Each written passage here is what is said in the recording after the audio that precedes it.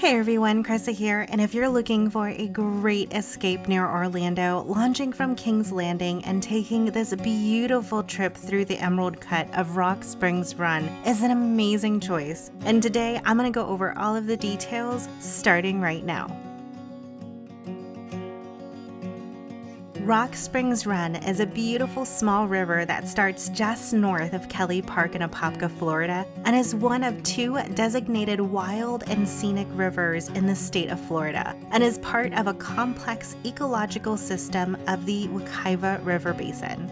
If you want to enjoy all 8 miles of this beautiful spring water, then my favorite place to launch from is King's Landing. King's Landing is a privately owned kayak rental company that is located right on Rock Springs Run, and they're open 7 days a week from 8 a.m. to 5 p.m. At this location, you can do a 4-hour rental of a single kayak for $49, a double kayak for $69, and canoes for $59. You do have to make reservations on the website before arriving, so if you are making plans to head there on a weekend, make sure that you get your reservations as early as possible to ensure that you snag the vessel that you want. If you have your own kayak or canoe, you can launch your kayak here for $10 per person. Just make sure that you bring your life jackets and a whistle, or you'll have to rent one from the office for $5 a piece. We arrived on a beautiful Saturday morning and met up with my favorite Caribbean island YouTuber, Riselle the Traveling Island Girl, who makes amazing content about traveling the beautiful islands in the Caribbean, but I'll actually let her tell you about it. What's up? My name is Riselle, the Traveling Island Girl on YouTube, Instagram, and Facebook, and you can also find me on my website, travelingislandgirl.com. Like Krista, I too promote my home island, in this case St. Martin, and the rest of the Caribbean. So if you are looking for some Caribbean inspiration, some island vibes, and some tips and tricks on traveling the Caribbean, then definitely check me out. So make sure to go and check her out. I'll leave a link to her channel in the description below. On Saturday, we rented a couple of canoes because they didn't have any double kayaks left by the time that we made our reservations. So if you're absolutely set on a particular vessel, make sure that you get your reservations as early as possible. When you get to the end of the canal at King's Landing, you'll have the decision on if you want to go left or if you want to go right. If you head over to the right, you'll go over into the Emerald Cut area of Rock Springs Run. This is 2 miles of crystal clear water, and the surroundings will make you feel like you just paddled into the middle of a beautiful jungle.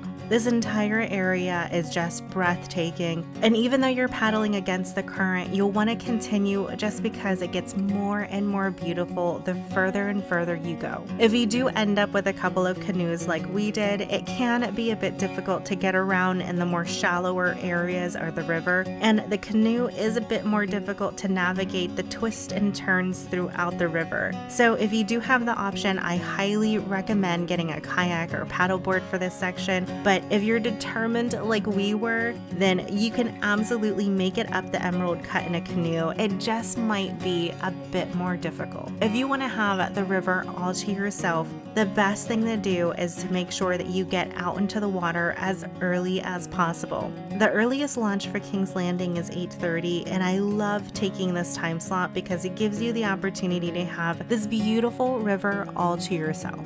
The later in the day that you go, the more and more crowded that the waterway becomes, and you'll have more of a difficult time trying to get through these narrow passageways, especially if you're a beginner. But once you get to the top of the river near Kelly Park, you can turn around and enjoy this entire area again, flowing downstream along this natural, lazy river.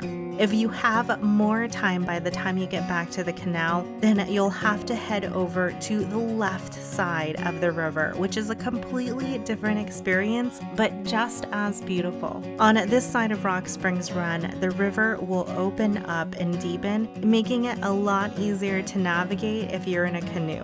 The water will also get deeper and go from this clear sandy bottom to this beautiful inky black and appear almost like a reflection pool if you come to an area that hasn't been disturbed in a while.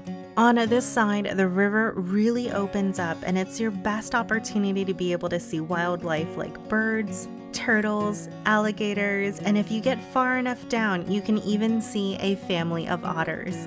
If you do opt for the shuttle run at King's Landing, this is where you'll be able to kayak the 8.5 miles downstream from King's Landing to their dock at Wekiva Island. This entire trip can take you up to 5 hours, and you have to make sure that you get to Wekiva Island by at least 3:30 because they only have one shuttle per day, and if you miss it, it's $100 late fee per vessel. If it's your first time down the river and prefer to have a guide take you through the waters and show you where all the best spots are, King's Landing also offers a few guided tours through the Emerald Cut and the rest of Rock Springs Run, ranging from a 2-hour tour of Emerald Cut to a full 5-hour guided tour of the shuttle run all the way down to Wekiva Island. If you're interested in seeing what it looks like to launch a little bit further down the river from Rock Springs Run, then you'll have to check out my overview on kayaking from Wekiva Springs that just popped up on the screen. Until next time, everyone, I hope you have an amazing day and go out and enjoy some Florida sunshine.